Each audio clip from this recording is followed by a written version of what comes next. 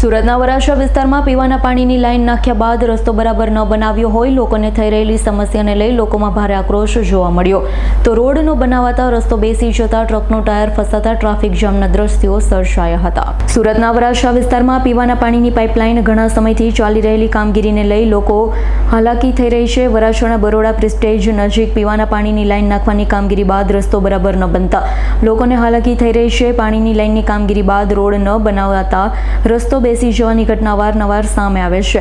રસ્તા પર પસાર થતા ટ્રકનું ટાયર જમીનમાં ઘસી પડ્યું। ટ્રક ફસાયો હોવાના કારણે ટ્રાફિક જામના દ્રશ્યો સર્જાયા।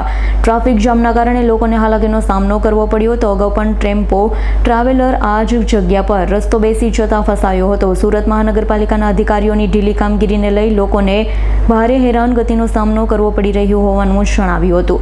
Bureau report S9 news Surat.